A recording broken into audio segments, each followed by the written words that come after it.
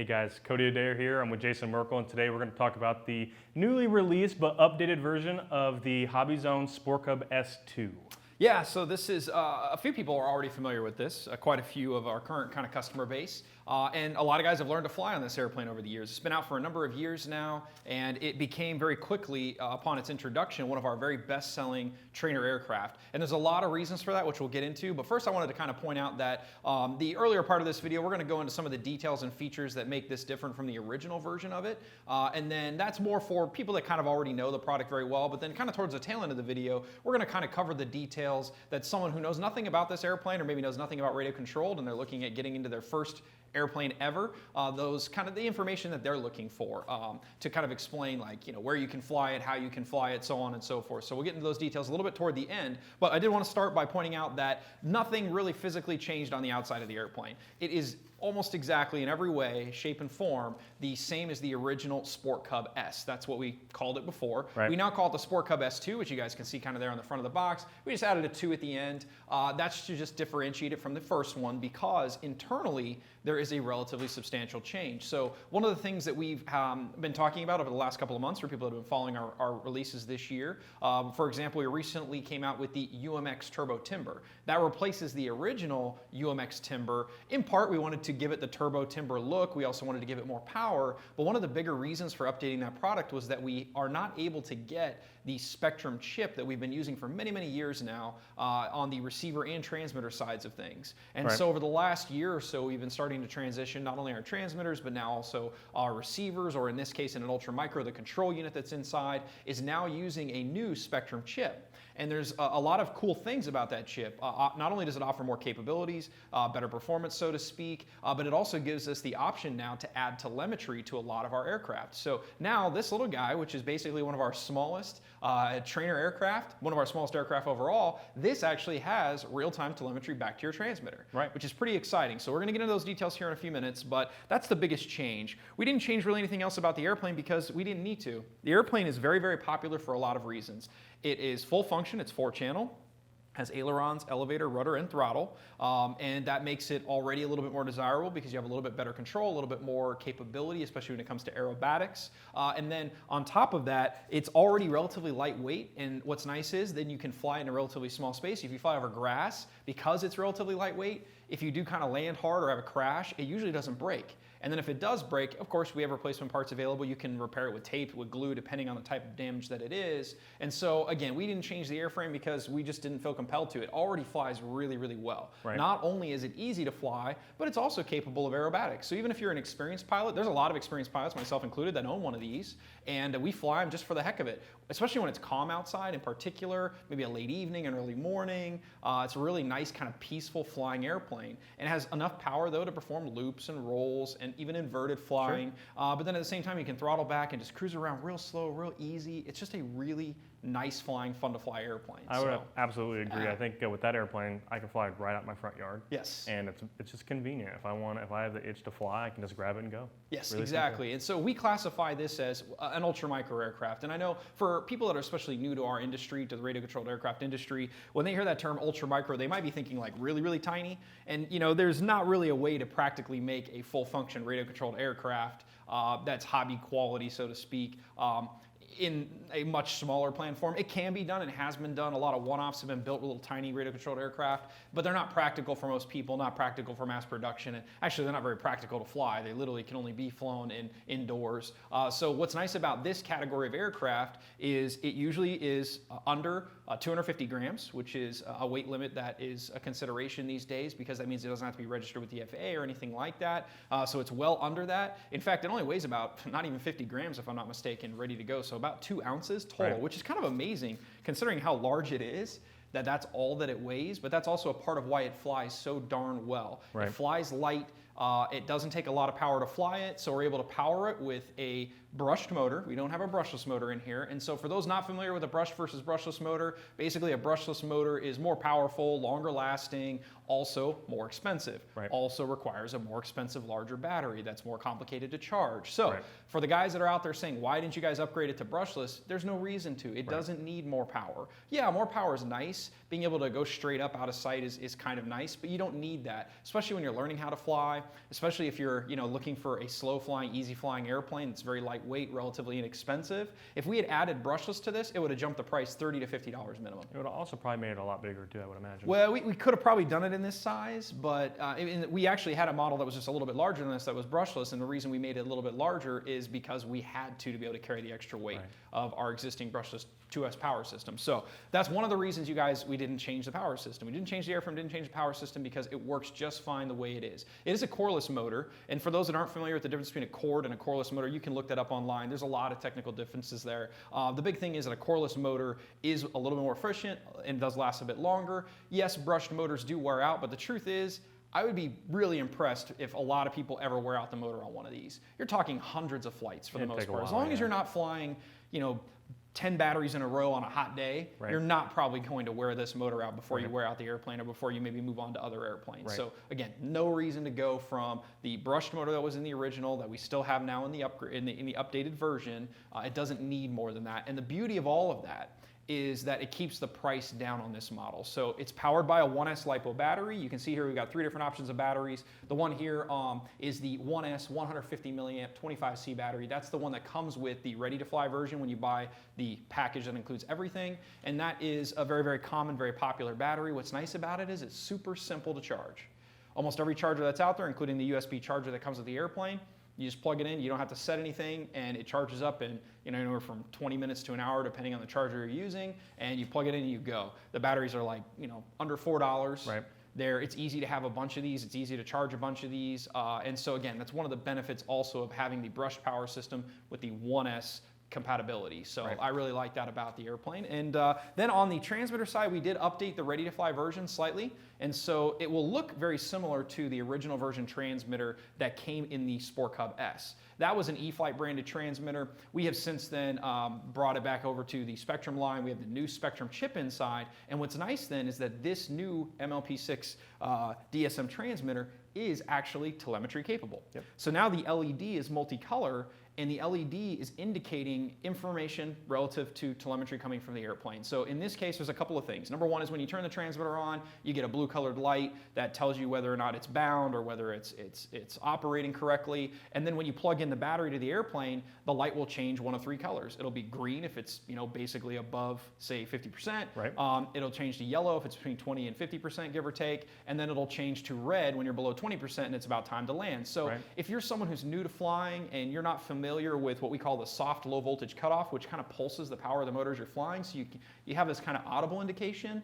When you're new to flying, you may not pick up on that. So now you have a visual indication on your transmitter. And it's a very, very easy to see. Just take a quick look down and you can see it's green, it's yellow, it's red. When it's red, it's time to land. So that's kind of easy to see. So again, we upgraded not only the chip that's in the airplane itself on the control unit, but also the chipset that's in the transmitter has been changed as well to give us that telemetry capability. So that's pretty exciting because it's kind of like to a degree, this is what kind of people expect, is additional level of connectivity, additional level of data and information that we didn't have many, many years ago. To add telemetry to something like this many years ago was a bunch of extra devices and weight and costs and expense.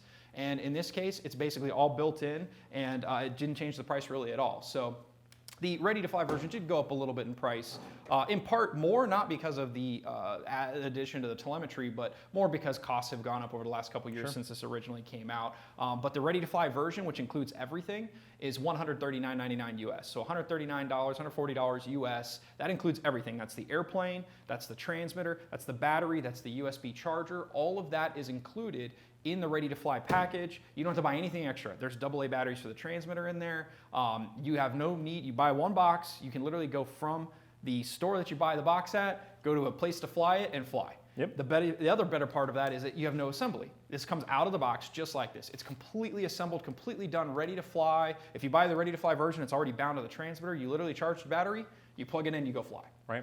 Now, if you're a beginner, there's some other things you'll want to do before you go and make your first flight. We'll talk about those here shortly, but it's a very nice product because you don't have to learn how to glue or tape or screw or CG or balance. None of those things matter because it's all set up ready to go out of the box. It's a beautiful, beautiful thing. And so even for experienced pilots, we sell what we call the bind and fly basic version. Or let's say you're a new pilot, but instead of starting with kind of a basic transmitter, let's say you're very serious about getting into this hobby long term and you want to have a transmitter that has more capability, more functionality. So we brought in today, we've got our very popular Spectrum DX6E transmitter down there. So this airplane has Spectrum DSM technology inside. It does bind to all of our regular Spectrum transmitters, no problem. So the DX6E is kind of like the first step upgrade radio that's in the Spectrum lineup. It's 6 channels. It has the computer functions. It's got multi-model memory. It has an SD card slot for basically unlimited model memory. You can change all the settings that you want inside there. You can customize timer settings. You can have, you can see the telemetry on the screen. You can see the voltage of the battery, which we'll show here a little bit towards the end. But yes, it's an option. So you can buy the Ready to Fly package, which has everything, or you can buy the Bind and Fly Basic, which is just basically the airplane. It's the airplane with all the electronics inside of it, ready to bind to a transmitter, which you supply. You supply the battery, you supply the charger, of course. So that version is more intended for experienced pilots, but also for a person, again, who maybe wants to buy a different battery than what the Ready to Fly comes with, or a different transmitter than what the Ready to Fly version comes with. So those versions are both available. The Bind and Fly Basic version is $99.99, so basically $100 US. And again, that is the airplane coming out of the box fully assembled with all the electronics inside, ready to bind to a Spectrum transmitter. That's very cool. I do want to go back to the updates on this one real quick, guys. So when Jason was referring to the telemetry features, I think another really beneficial one to the novice user is the ability that the transmitter will tell you if you're connected to the airplane or not. So on the original one, we would get a lot of calls on product support with people saying, hey, I'm not sure, I'm not getting any control over the airplane. With this transmitter, it tells you if you're connected or not. So it really cuts out the potential of like a defect or something along those lines. You will know right away whether or not you're truly connected to your model or not. So that is a really cool feature as well. That's with the updated version. Yeah, so that, again, and just to summarize for those that are kind of joining us a little late, oh, by the way, and I didn't preface this, but we are live on Facebook right now, guys, and so Cody's monitoring the comments and questions that come through on his laptop. If you're watching this later on YouTube, please don't be alarmed. We did kind of record this live, and that's why he's looking at that there. But, you know, the biggest change, again, to summarize, is basically we went from one control unit that was in the original with the original Spectrum chip to now an all-new control unit that has a different Spectrum chip in it, which gives us that additional telemetry data. Outside of that, we didn't change anything because, again, we didn't feel like we needed to. A lot of guys that are long-time Horizon Hobby customers probably don't realize this is one of our very best-selling airplanes. And it's the best-selling airplane for a lot of reasons. It's easy to fly. And it flies good. It flies very, very well. Good. It flies, it's really hard to describe if you've never flown radio-controlled aircraft before, but after you fly a couple different airplanes, you'll come back to this and go, wow, this airplane just handles really well. No bad habits. It doesn't fall out of the sky unexpectedly. It doesn't tip stall. It doesn't do any of what we consider bad behaviors when you're flying an airplane. And it's also not super fast, so it's easy to not get, or it's hard to get in trouble. It's easy to not get in trouble because you're not flying so fast that you might overspeed the airframe in a dive or anything like that. It doesn't get too far out of range too quickly, so on and so forth. So again, just a really great flying airplane. We didn't change the airframe. All the spare parts that are out there in the world today still work for this. So that is one point of difference between, say, what we consider here a hobby quality aircraft versus, say, a toy. Yes, you can go to a big box store and you can buy a toy radio-controlled airplane.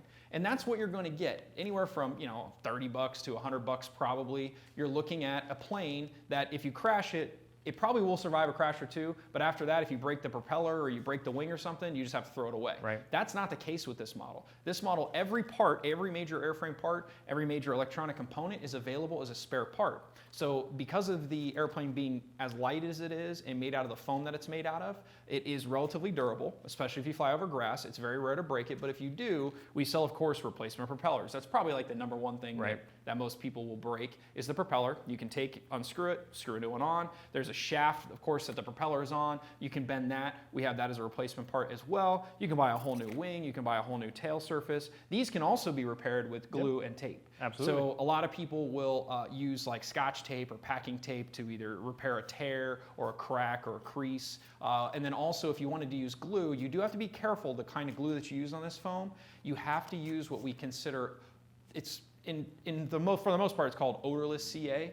which we consider to be foam safe CA. Right. So this is EPS foam. It's not EPO foam. It's not EPP foam. EPS foam is kind of like the styrofoam a lot of people are familiar with. So if you use a regular super glue on it, it will melt the foam. Right. So you have to use that odorless or that foam safe CA, or you also can then use epoxy. That's one thing. And there's some other foam specific glues that are out there that also work as a good alternative to repair it. But again, you can use tape, and very, very worst case scenario, you can buy a whole new wing, you can buy a whole new fuselage, whole new tail, propeller, landing gear, any electronics inside. Let's say you have one of the servo units fail. All of those are available separately. So that's Absolutely. a part of what makes this a hobby quality aircraft and not a toy. Right. And so one thing that I'll point out is we didn't change the feature set when it comes to the stabilization at all. Right. So we've got a couple of things going on. In here we have what we consider our safe technology. And safe technology stands for sensor assisted flight envelope technology. And that technology has 3 flight modes. There's a beginner mode, an intermediate mode, and an experienced mode. In the beginner mode, it's super easy. We can't make an airplane much easier to fly than it is in the beginner almost mode. fly itself with very minimal input from you. And you'll notice if you go and watch the video that we published, we've got a couple of takeoffs and landings in there where the person just advances the throttle up to full, doesn't even touch any of the controls, the plane takes off. Right. And it just keeps flying straight. Right. It doesn't And go then- left or right or want to crash to the ground. It gets up just and goes gets straight. level really it gets, well. a little pushed around by the wind, which we'll talk about here in a minute, but basically it keeps the airplane level and on a heading. And so when you're not touching the right-hand control stick, which is the elevator and aileron control, if you don't touch that, the airplane wants to maintain level in bank. Right. If you've got the power up at full, it climbs a little bit. If you have the power down, it descends a little bit. If you have the power at about half, it kind of stays level. Right. Well, it maintains altitude for the most part. And so it basically is almost like driving a car in the sky. You do have that additional up and down that you have to watch out for, but when you move the stick all the way over to one side, for example, this would be a left aileron input. The airplane without safe would actually roll upside down and crash. Right. If I hold it over in the safe mode, I have what we call bank angle limits. So the airplane kind of stops here. I can hold that stick all the way to the left and the airplane will just make a nice left-hand turn. Right. As soon as I let go of the left and go back to neutral, it goes back to level for us. So it's the beginner mode has that bank angle limit, also has pitch angle limit, so you can't climb too much and get upside down and crash. You also can't push down too much and go straight into the ground and crash. So safe has those limitations, pitch and bank angle limits, as well as what we consider automatic self-leveling. So once you fly around like that for a while, and everybody's a little different, imagine riding a bike. Some people caught on really fast. Some people needed training wheels for 2 years. Some people needed training wheels for 2 days. Everybody's a little bit different. So beginner mode is kind of like your training wheels. When you're ready, you can take those training wheels off just by flipping the switch from the beginner mode into the intermediate mode. The intermediate mode gives you now more control. So in the beginner mode, the bank angle is probably roughly 30, 45 degrees. In the intermediate mode, you can bank more, you can pitch up and down more. It won't let you get upside down and crash. It will still stop. But the difference is when you let go of the stick, the elevator and aileron stick, it doesn't go back to level by itself anymore. Now it works more like a typical radio-controlled aircraft does. When you let go of the stick in a left-hand turn, it kind of stays in that left-hand turn and even descends a little bit. Right. If you want it to go back to level, you have to turn it back to level with right. Right. And so that teaches you the next step of control that you need to become a more experienced radio-controlled pilot. So Right. again, that's intermediate mode. That's kind of like the intermediate step. And some people, when they go from beginner to that for the first time, they're like, wow, that's way too much. It does take some getting used to, but the beautiful thing is if you get into trouble in the intermediate mode, no problem. If you're worried and it's going to crash, just flip right back to beginner mode. It'll go right back to level. Or we also have this big red button on this transmitter that comes with the Ready to Fly version. You can also program it to a button on one of the higher end transmitters. That's our panic recovery. So if we're out of control or not sure what's going on, we just hold that button down for a second and the airplane goes right back to level for us. And then after a few more seconds, it gives us control back. Right. And then whatever flight mode you're in, it remains in that mode. I still recommend for most people to switch back to beginner mode. Right. I kind of like the idea of the big red button. As a kid, they always say, don't push the big red button. Well, we this put is what that you do on the want to. transmitter for this reason. So if you get into a situation where you're scared or you're worried about crashing your airplane, simply press and hold that button, guys. It's going to bail out for you. Yes, so we've got panic recovery, we got beginner mode, we got intermediate mode. Panic recovery, you can use it basically anytime. When you're in beginner mode, you don't have to because you let go and it goes right back to level. That's kind of like panic recovery is like a blip of beginner mode, basically. Right. So the next mode, the third mode, is experienced mode. Now in experienced mode, there's no limitations. you have full control of the airplane. So if I want to do aerobatic maneuvers, for example, if I want to fly upside down, I can literally fly this airplane upside down.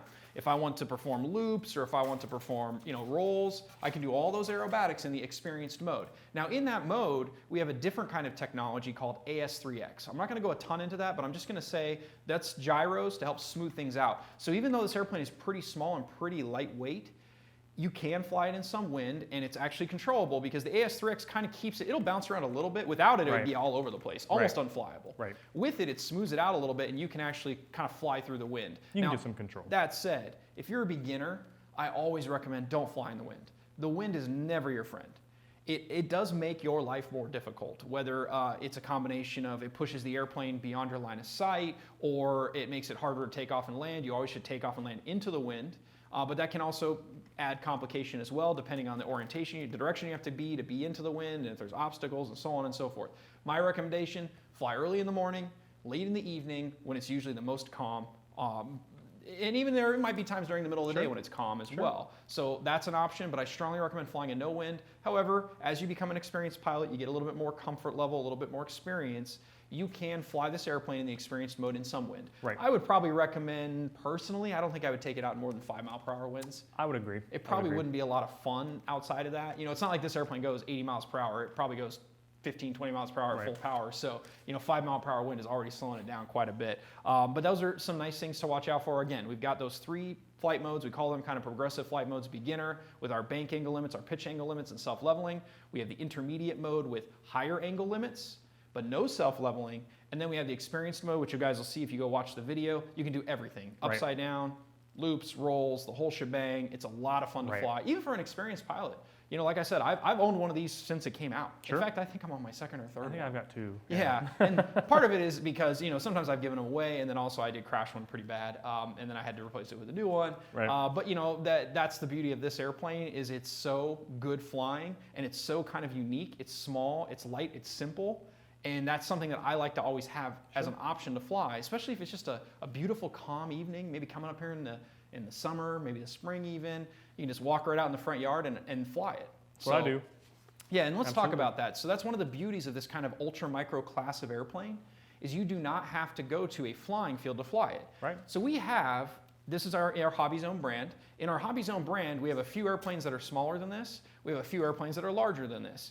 You can kind of pick and choose the trainer that's best for you based on a number of factors. Number one, price, of course. So obviously the smaller airplanes are a little less expensive, as low as say $60, $70 for the HobbyZone Duet. And then we also have the Champ, the very popular HobbyZone Champ. That airplane's a little under $100. Now, this airplane's a little bit bigger, a little bit more expensive than both of those. What's nice is it has the AS3X technology and it has safe technology. Those models don't. That's why they're sub $100, because they're lower cost to produce. This also has 4 channels. But the beauty of all 3 of those smaller models is you can fly them in literally a large yard, depending on your space, or a small park, depending on your skill. That's the thing, is most of us, if we live in a neighborhood where there's many houses and trees around, we probably shouldn't fly there if we're not very experienced. We probably shouldn't fly there in general. We should go to an open space. Let's say a good example would be, for sure, a soccer field. Perfect. That's my favorite place to fly a plane like this. But even like a baseball field that doesn't have a lot of poles, light poles, or even fence and backstop, because all those obstacles, trust me, they're like magnets for airplanes. I don't know why, but it's like there's one tree and you hit it. Even the experienced guys that happens to, we'll be flying, we'll know the pole's there, but it's like your depth perception. You think you're in front of it or behind it, I'm good. But you're right at it every time. Every time. That's why we're on our 3rd or 4th version of We really don't want you to fly in an area that has any kind of, let's just say, obstructions of so forth. And obviously no people, so on and so forth. But the nice thing about this is once you become a reasonably good pilot, comfortable pilot, you could fly this in, again, a large backyard, a large front yard, for sure a small park, a baseball field, a soccer field, perfect. That's the beauty of the smaller airplanes. The next airplane up from this that we have is our HobbyZone Aero Scout. That's a whole different class of model. That's a much larger, much more capable, a bit more expensive airplane, but you have to take that to a larger, for sure you have to have a minimum of a soccer field. Preferably, if you're a beginner on that airplane, you need 2 or 3 soccer fields or a flying field, which changes the dynamic of where you can fly it. So obviously you need to check your local regulations. You always need to follow rules. Some parks don't allow aircraft to be flown.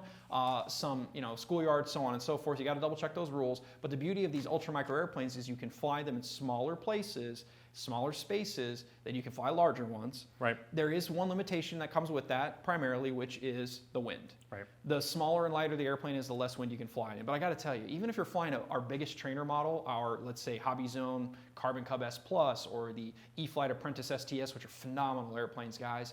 Those airplanes, though, I still wouldn't recommend flying them in the wind if you're a beginner. Right. It just makes your life difficult. Right. So that's the beauty of this ultra micro size. Plus, check it out. This is the box for it. It fits right back into the box in one piece. You don't have to do any disassembly. You don't have to take the wing off or anything. And it's super convenient to transport, right. super convenient to store. So we keep these boxes like throughout the airplane's life, just because you literally, it's like just a little suitcase you can carry around. It's got a lot of protection in there for the airplane itself. It's kind of light. The airplane just kind of fits right back in there, and there's some foam pieces that secure it into place. And the controller goes back inside. The batteries, there's extra slots for extra batteries in here. It's a beautiful thing, and that's one of the benefits of ultra micro aircraft. Right. Absolutely. I would agree 100%. And then let's talk about one other extra benefit is that depending on what you have available to you as far as a space, you can actually fly this model indoors. Right. So we're not talking like in your living room.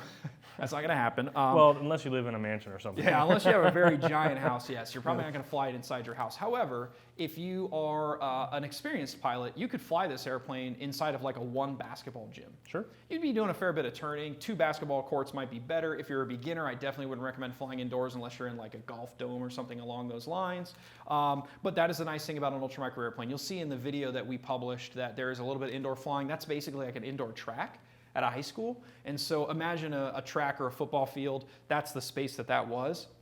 It was probably about 30-foot ceilings, maybe 25-foot ceilings. So it's not super high. So that's another reason I probably wouldn't recommend flying indoors for an inexperienced pilot unless it's, again, a very big open space. But again, that's a benefit and a beauty of the ultra micro-sized aircraft. Absolutely. So gotta love that. Gotta love that. So if you're a beginner, again, this is a perfect airplane to learn to fly with.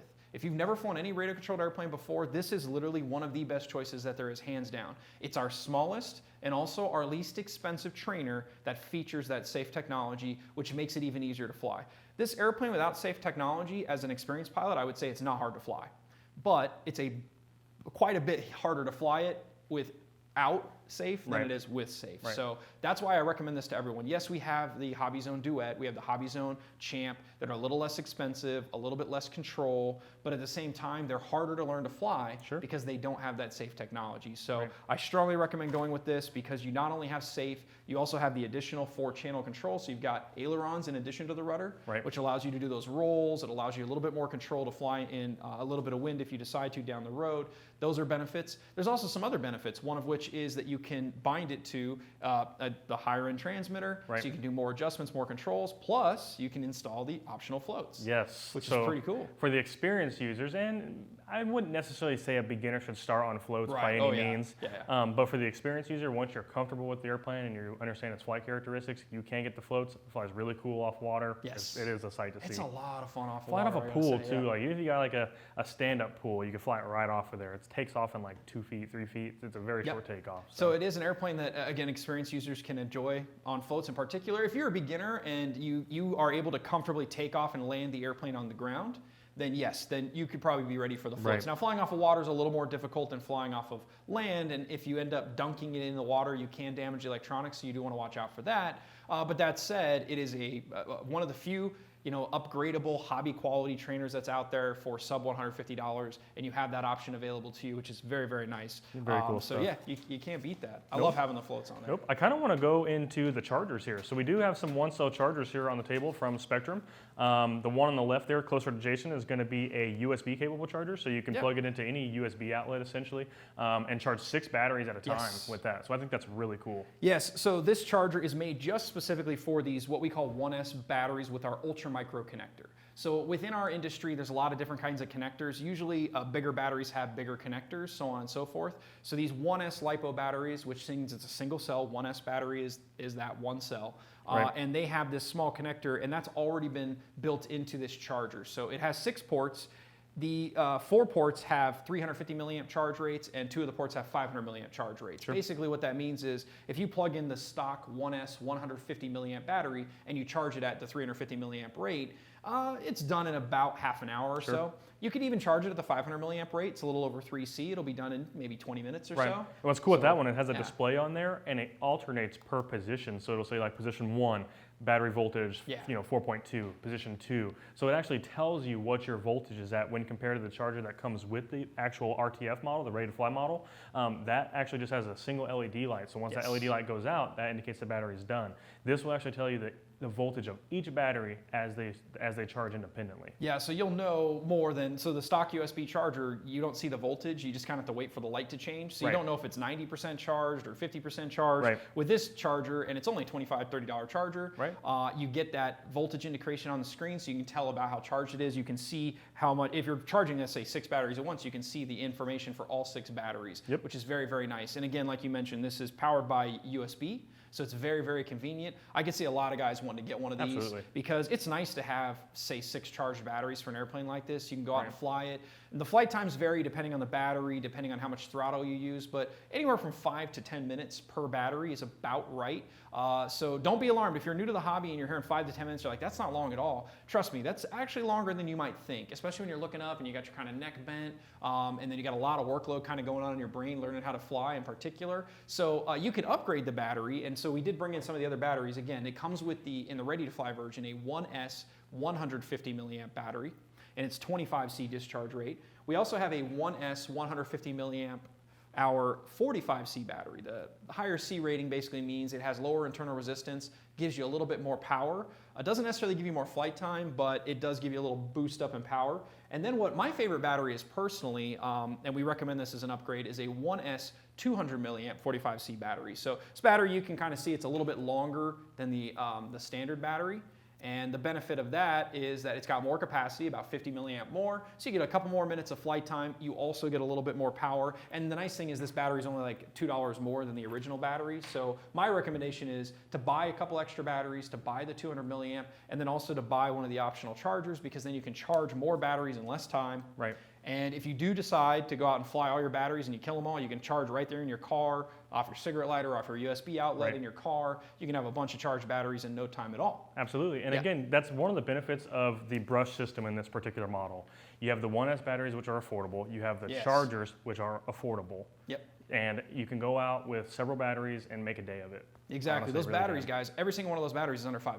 Yeah, very cheap. So you can't beat that. And so you can have multiple batteries for not a lot. You can have a nice charger. We also have other airplanes in our lineup that also they use the same batteries. Sure. And then we also have a couple of, say, quadcopters, drones. We have a little bit of everything that can use these batteries. So there are batteries that you can use in multiple applications. So by the way, guys, and we'll put this in the description, we'll put a link to this. This is the Spectrum, the 1060 model charger. So basically what that means is single cell, 6 ports, all that's there. That's kind of nice. And then the next step up from that, this one's really cool. This is a 4-port charger, so it's less ports, of course, but it's AC/DC. Right. So it's got a built-in power supply, so you can plug it in the wall. Right. It also has virtually all the most important connectors that you need for your batteries. So whether you're using a PH 2.0 connector, which is a little bit bigger connector than what's on the Sport Cub S here, but it's got 4 different connectors on there. I believe it also has JST on there as well. So if you're coming from a battery manufacturer that has other connectors, or you prefer other connectors, this charger is going to be the one for you because it's got all the important ones on there, pretty much what everybody uses. So for 1S batteries, exactly. So this is only, again, a 1S LiPo battery charger. It doesn't do 2-cell batteries or more.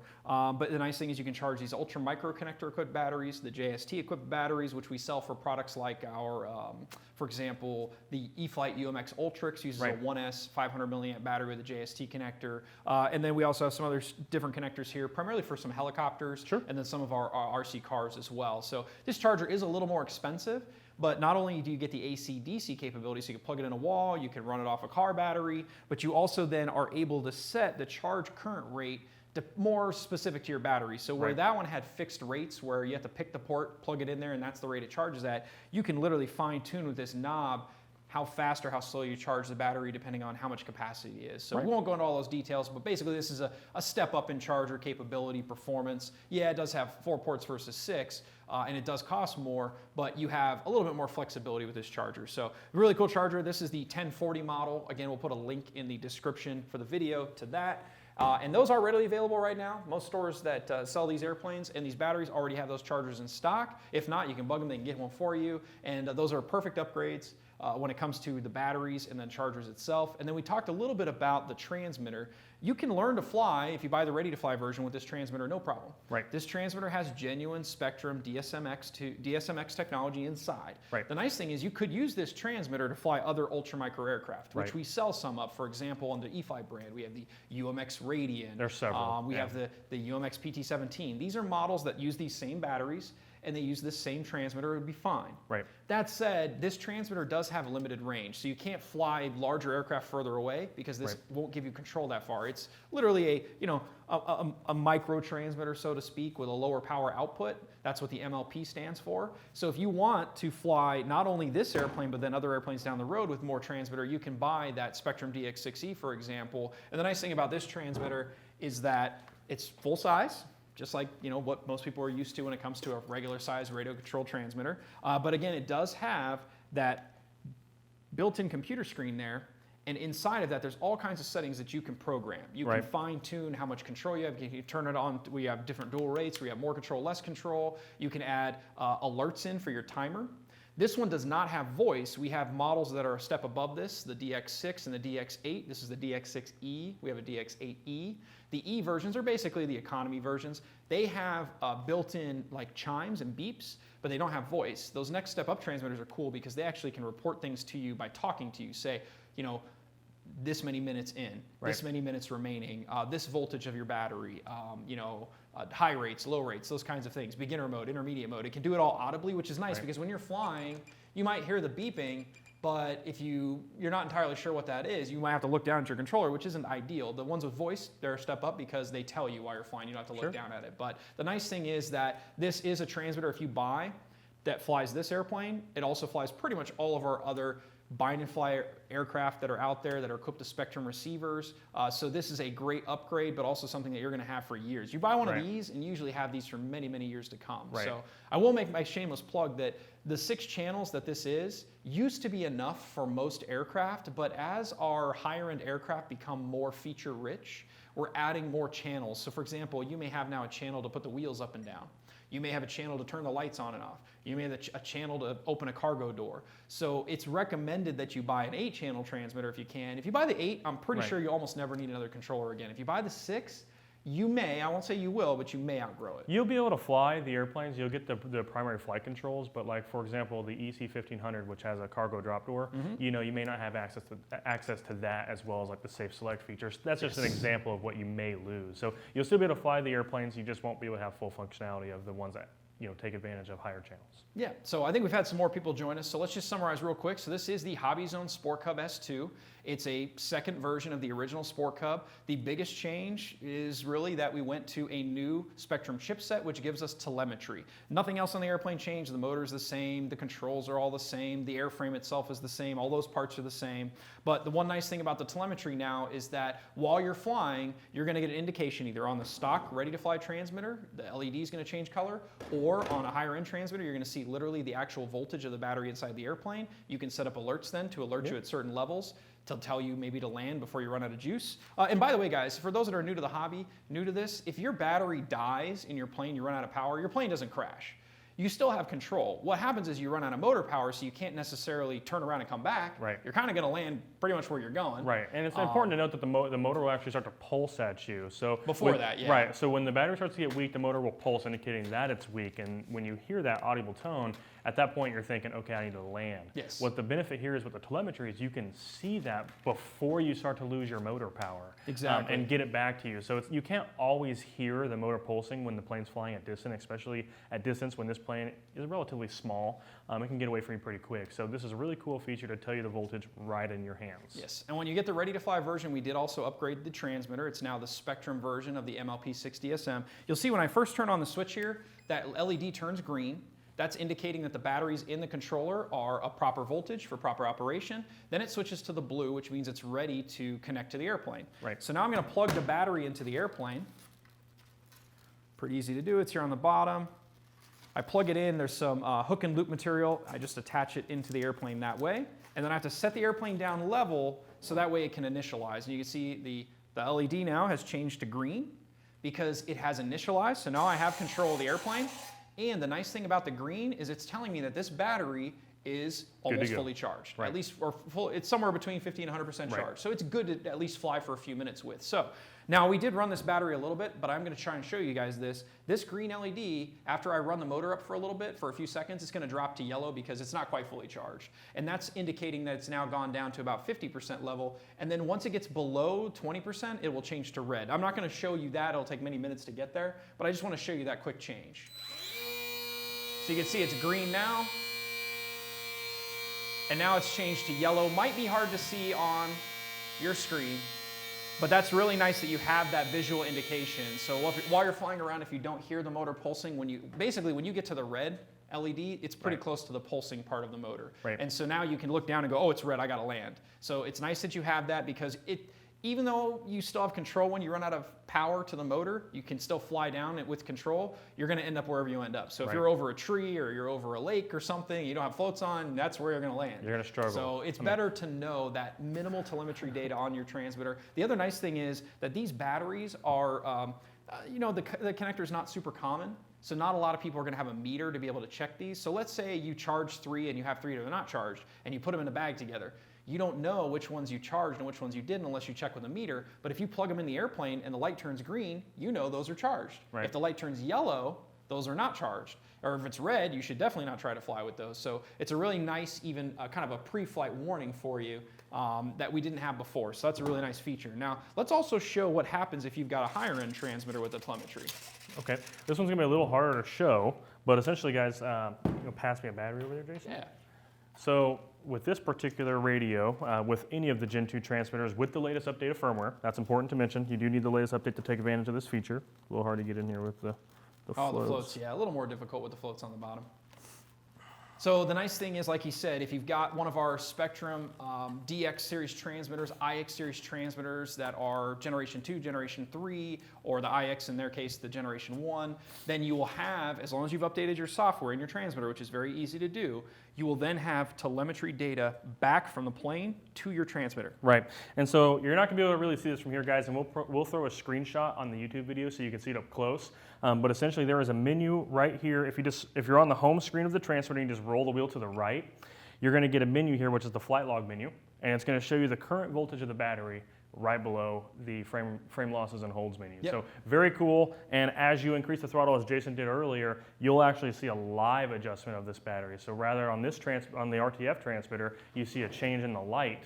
With this, you're actually going to see a change in the voltage. So you're going to get a constant notification of what your voltage is of this battery. And if you have a transmitter that has the beep alarms like the DX6E does, you can set it so it's say 3.3 volts or 3.4 volts. It gives you an audible indication that the battery's low. If you have a transmitter equipped with a voice feature, you can program it to say, X voltage, time to land or whatever it might be. You can program all that in there. So again, it's kind of like a next step level of connectivity that we didn't have years ago, or if we had it years ago, it was a bunch of extra expense and a bunch of extra electronics that you had to stick inside of aircraft. Now we have it all built into our new control unit. In this case, it's got the new Spectrum chipset that's inside, and that's built in.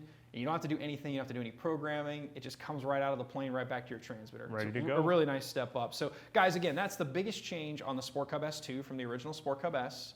We didn't change a lot because we didn't need to. It's still the best, I think best hands down, ultra micro trainer. I would agree. Yes, there are other trainers that are great.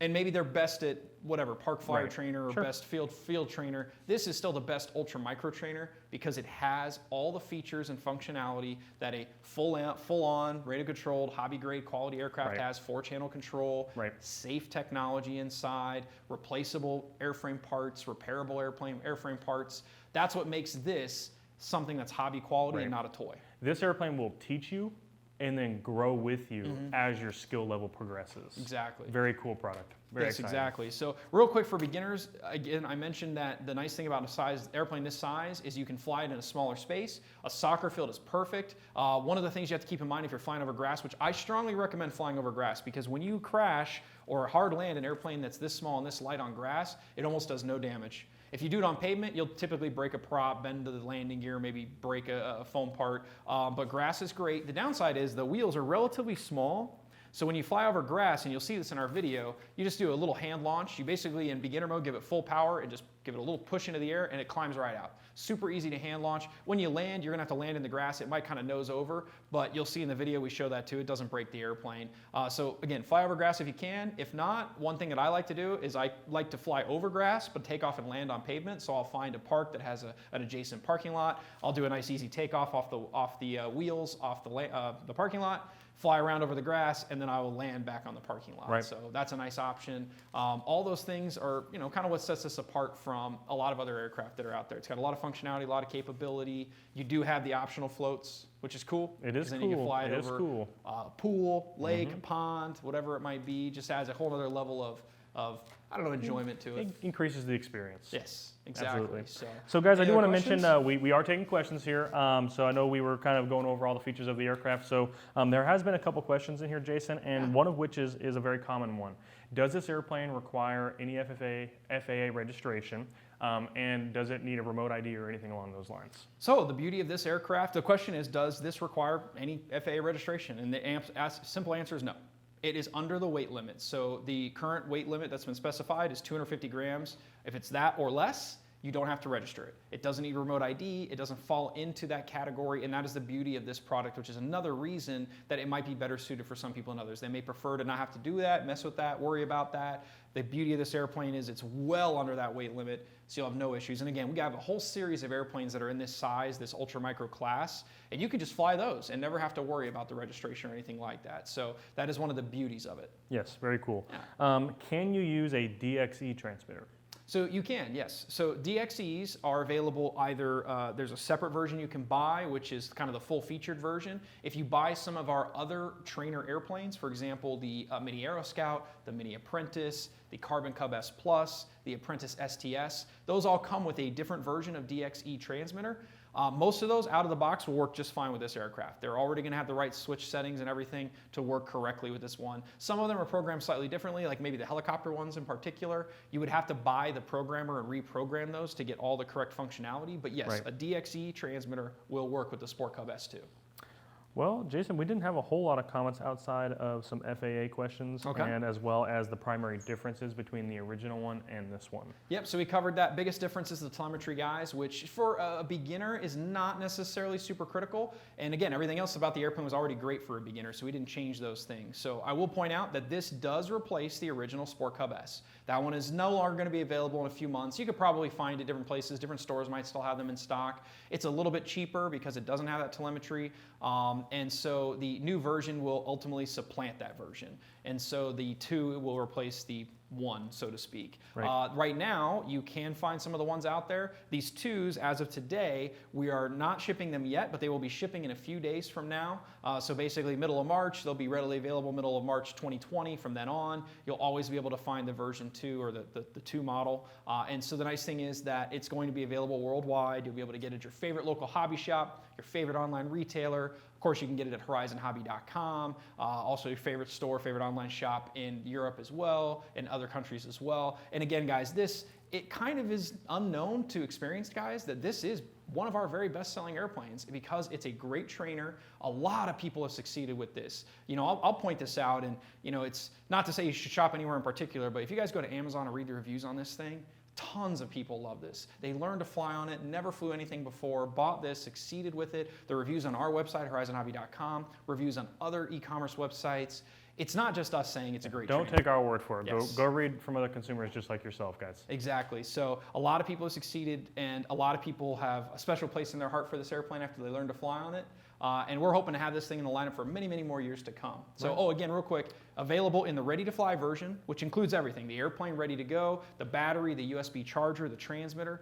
Everything you need to go flying from box to flying is $139.99, so $140 US. And then there's the Buy and Fly Basic version, which is just the airplane, no controller, no battery, no charger, so you can either buy your own or you can use the ones you already have. That version is $99.99, so Right. $100 US. Both of them come already fully assembled out of the box. You don't have to do any gluing, taping, screwing, nothing. You just take it out of the box, bind it to your radio, and go fly. Robert actually has a really good question. He wants to know, is FPV still an option? Oh yeah, so FPV is an option. You still have the option to hook up an FPV camera. So it's up to you. It's optional. but yes, it's still an option. So I remember the original one, there is still a cutout available here right on top of the wing guides. It is present on the newer version. And the original one had a lead in there that actually allowed you to run a camera. I believe this one will probably still have the lead. The connector's still in there, I believe, yeah. Absolutely. Yeah, so that is an option. So you do have, and that's the nice thing about this, guys. It's not just a simple, basic radio-controlled aircraft. It is a hobby-quality aircraft that you can upgrade. You can add FPV, you can add floats, you can put a bigger battery in it. I know some guys have even upgraded them to more powerful motors. It doesn't, trust me, it doesn't need more power. Right. It already has more power to weight ratio than most real airplanes have. Right. So I know some guys are used to just going straight up like a rocket ship, and this one doesn't do that out of the box, and it doesn't need to. But hey, if you really wanted to, you could definitely put a bigger motor and a different ESC inside. Right, right, absolutely. All right, guys. Well, again, I'm not seeing much, any other questions here. So again, if you guys have any questions, please let us know. We're going to be monitoring the comment section after the live. Yes. So again, we appreciate you guys being here. Please like, share, subscribe to our channel. We're going to have all kinds of feedback coming here in the next couple months, so we have a lot of cool stuff coming, a lot of other products coming, so definitely tune in and check it out. Yes, so like Cody said, we got new stuff coming too. I know a couple of guys have mentioned, hey, you guys are redoing some of your old stuff. Yeah, and again, there's a reason for that, because we need to upgrade the Spectrum chipsets. We have increased or changed some different things on some of the other ones, like the UMX Turbo Timber, for example. We added a little more power, so on and so forth. So don't be alarmed that we're going to have every once in a while some kind of updated releases of old, very popular airplanes or older popular airplanes, and then we'll have some brand new, all new airplanes, guys. So always watch our website, always watch our Facebook page. That's where you're going to get the latest and greatest information. So again, like you said, like, subscribe to us on YouTube. You're going to see the videos there whenever we announce new products. That's the best way to stay on top of all the newest, latest, and greatest, and take advantage of those comment sections. We do look at your comments. We read your feedback. We do. And if you ask questions, we were able to answer most of them. Right, and a lot of the changes we make on some of our aircraft, guys, is based off your recommendations. I mean, we have planes that we've done in the past that, if you guys think it needed something, maybe a year later it came out with it. So lots of cool feedback we get from you guys, so we appreciate that. All righty, thanks for joining us, guys. Thank you.